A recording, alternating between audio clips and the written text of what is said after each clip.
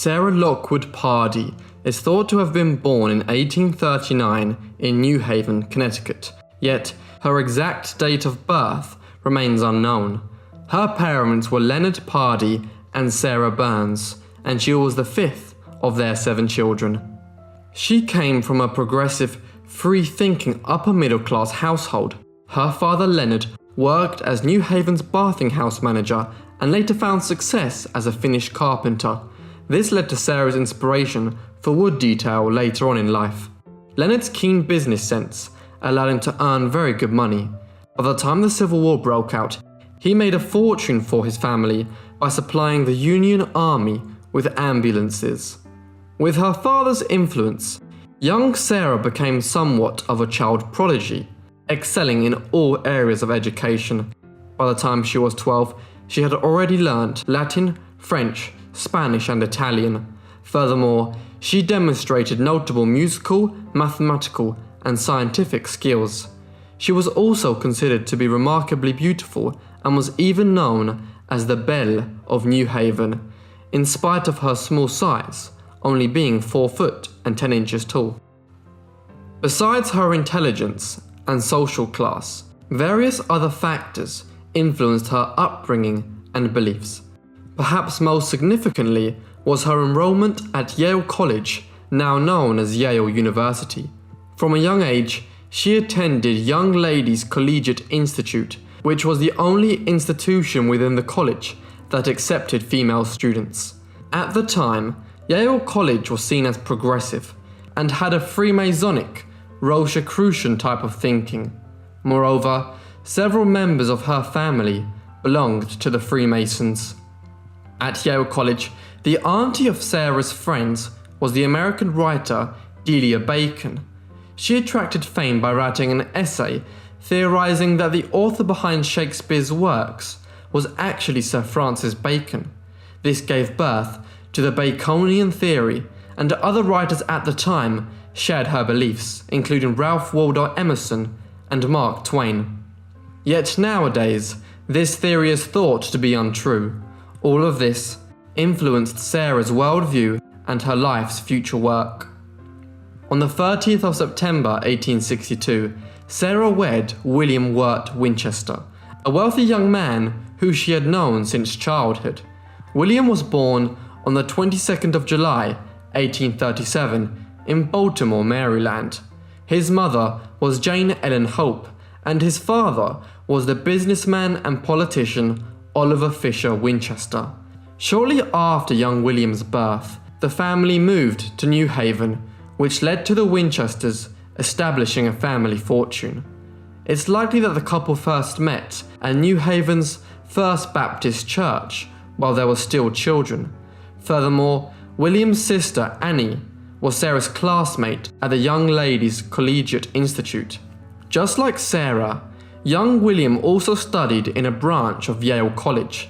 He attended New Haven's Collegiate and Commercial Institute. Sarah and William had similar experiences while growing up. Both had family members belonging to the Freemasons. Both studied a similar curriculum, and they were both part of the same social class. However, one thing that would set them apart was a huge fortune that the Winchesters started to amass. Upon settling in New Haven, William's father Oliver established with his partner John Davies a clothing manufacturing company called the Winchester Davies Shirt Manufactory. Oliver hoped to expand past this, so he taught William all he could so that he could take over as co-owner of the company. Meanwhile, Oliver became intrigued in the firearms market and believed it could become a huge cash cow. Oliver was a skilled businessman, and in order to successfully enter the firearms market, he acquired Volcanic Repeating Arms Company through a hostile takeover. In 1856, he had control of the company and moved its headquarters to New Haven. The following year, the company name was changed to New Haven Arms Company. Finally, in 1866, it became the Winchester Repeating Arms Company. As time passed, William, just as his father before him, became much more passionate about manufacturing repeating arms rather than shirts. So, he sold his shares in the company in order to become the new treasurer at the Winchester Repeating Arms Company. Within a few years, the family business became a huge success, selling to customers all over the nation. Its most successful firearm was the Winchester Model 1873 rifle, which was also called the gun that won the West. From the company's creation until 1916, the company sold more than 700,000 Winchester rifles. Many known people used their rifles, especially famous Wild West figures, including Buffalo Bill Cody and Annie Oakley. The Winchester rifle was even used by the President, Theodore Roosevelt. In June 1866, Sarah Winchester, as she became known after her marriage, gave birth to a daughter, Annie Pardee Winchester. Sadly, little Annie suffered from a disease known as marasmus, which meant that she couldn't properly process calories or proteins. This led to severe malnourishment, and she died at just 6 weeks old. Deeply heartbroken from the loss of their baby, Sarah and William decided that they wouldn't have any more children. On the 10th of December 1880, William's father, Oliver Fisher Winchester, passed away.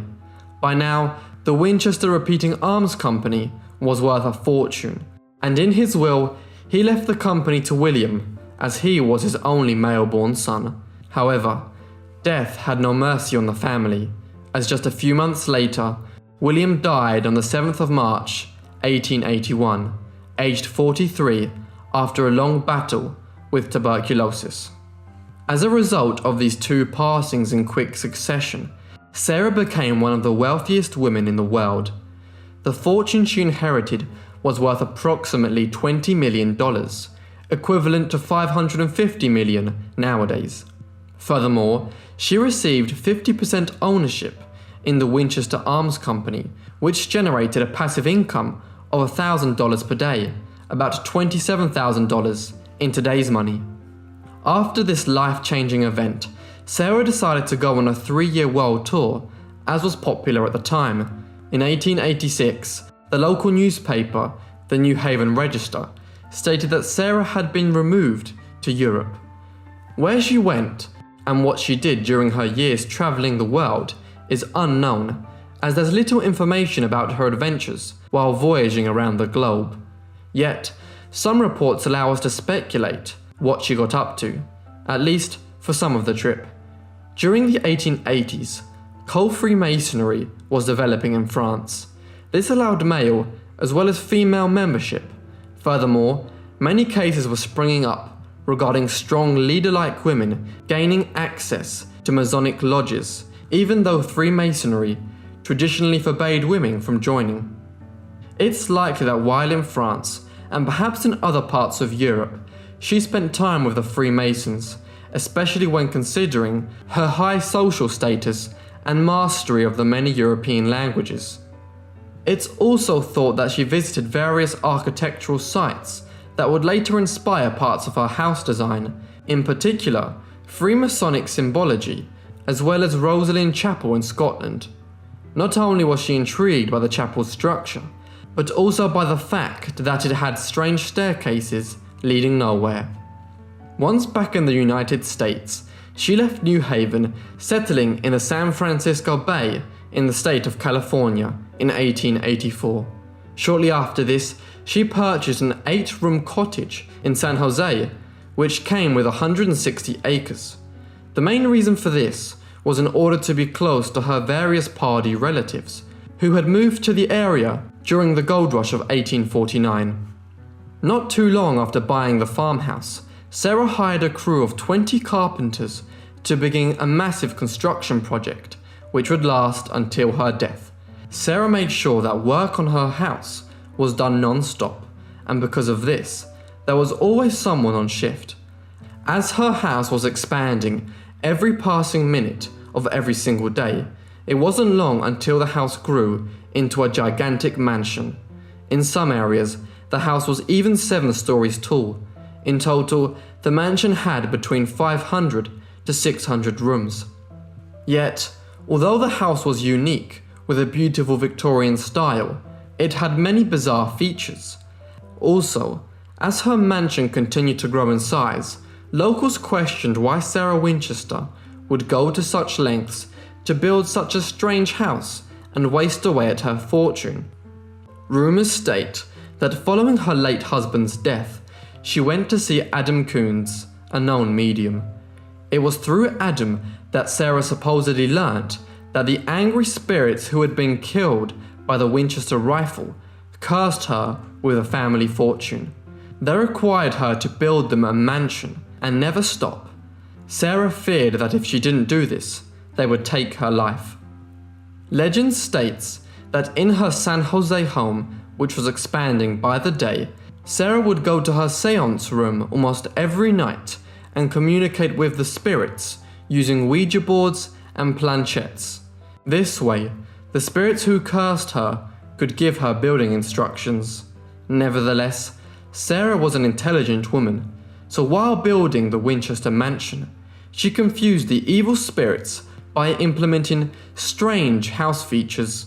Examples of these bizarre features include stairs and doors that didn't lead anywhere, as well as the usage of the lucky numbers 7 and 11 throughout the house. Sarah did the same thing with the number 13, and is even said to have slept in a different bedroom each night in hopes of fending off her evil spirits. At around 5 in the morning on the 18th of April 1906, one of the most significant earthquakes hit the San Francisco Bay Area, rupturing 296 miles of the San Andreas Fault. Unfortunately, the quake caused substantial structural damage to her home, terrifying Sarah. This caused her to change her original plans, now deciding on building out instead of up as she had intended. Although no blueprints are known to have existed, her adaptability demonstrates her passion for innovation and creative ideas. Sarah was a woman who looked for detail in every place of her house. She was a firm believer that improvements in people's lives can come from their surroundings. She is considered to be a decorating genius and a lover for stained glass. Furthermore, an array of various styles has been found in the interior of the house, including Persian, Egyptian, Greek, and even Japanese. There are wall styles that the mansion includes that have even been used in the White House. The mansion is a symbol of inspiration for many interior designers and had been described as pure art for the sake of art. The main ballroom even cost $9,000 to build. The house has hundreds of rooms, with many leading to other rooms and some being secret. Other features include 47 chimneys, some of which have an overhead ceiling, various skylights, large doors leading to small spaces, and small doors leading to larger spaces. Although sources claim that she was a spiritual person and that spiritualism is considered to be all around the house, it's likely that this was a fabrication in order to make the tale that she was cursed sound true. There is no evidence that supports the claims that she ever visited Adam Coon or that she was even a spiritualist. Moreover, despite having a seance room, she was never known to have used it. This is backed up by Henrietta Severs, her close companion and nurse, who said that Mrs. Winchester had no spiritualist inclinations. Furthermore, Sarah did stop constructions for certain periods of time, and some of the house's strange features, like sealed-off passageways and the doors and staircases that led nowhere, may have been the result of the change of plans following the 1906 earthquake. All of this indicates that the curse was in fact a fabrication. So, this makes us ask, what were Sarah's real motives behind building such an unusual mansion? The truth is that the Winchester house is a labyrinth, or an artful puzzle. This can be seen by the maze-like corridors, winding hallways, dead ends, as well as the shortcuts, allowing people to quickly get from one side of the house to another. We can't be certain of her true motives behind building the labyrinth, but it's thought that she started planning her puzzle years before the building of the house, and did it to leave a legacy. She lived her last few years in the mansion, where she suffered from rheumatoid arthritis, causing her to need the help of servants and nurses all day long. She died on the 5th of September 1922 due to a heart failure. Her remains lay in Evergreen Cemetery, New Haven, Connecticut, where she was buried next to her husband and child.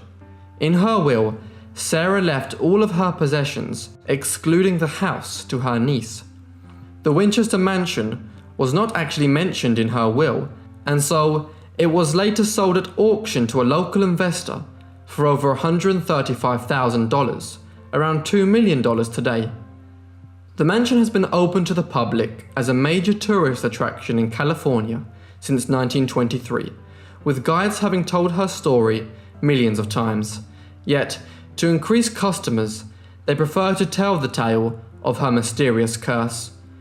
The house was added to the National Register of Historic Places and was designated as a California Historical Landmark in 1974. The 2018 horror film, Winchester, was based on this mansion and Sarah's life. Thank you everyone for watching this video on Sarah Winchester. I hope you enjoyed it. If you did, leave me a like and a comment. And if you're new, why not subscribe? If you don't have notifications on, I would recommend it. Anyway, that's all from me, so I'll see all of you in the next Forgotten Life. Thanks!